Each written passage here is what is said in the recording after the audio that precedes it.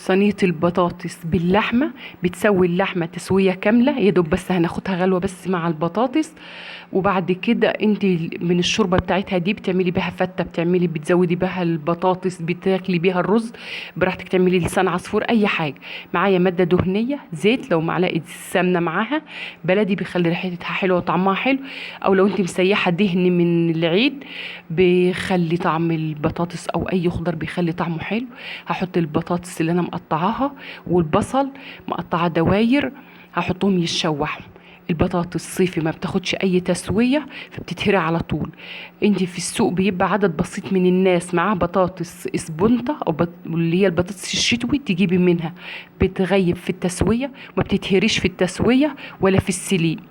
معايا فلفل، معاكي احمر اخضر اصفر، كل الالوان براحتك اللي موجوده عندك، ما تربطيش نفسك. ودي صلصه مسبكه قبل كده، ما بتاخدش تسويه مع البطاطس علشان خاطر لو هي طماطم فريش هتغيب في التسويه فهتهري البطاطس. ومعايا قرن شطه سبايسي، فلفل اسود وملح وشويه توم، لو انت بتحبي التوم حطي 3 فصوص توم زي ما انت عايزه. ما بتحبيش التوم خلاص.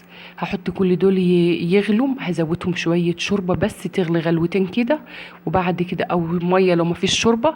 وبعد كده ده التوم اللي حطيته اهو. بعد كده هحط اللحمة فيه، اللحمة هتغلي غلوتين مع البطاطس ومع البصل والفلفل، واحطها في الفرن تاخد وش وهفرغها. اللحمة بيبقى طعمها حلو بالبطاطس، وبتخلي طعم البطاطس طعمها لذيذ. أكلة سهلة وبسيطة وما خدتش أي وقت. انت بتسوي اللحمة من قبلها، بتستفيدي من الشوربة، وبعد كده بتزودي الخضار برضو من الشوربة دي.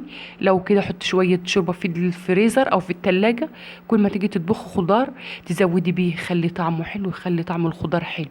وده كان فيديو النهاردة، وأشوفكم في فيديو جديد.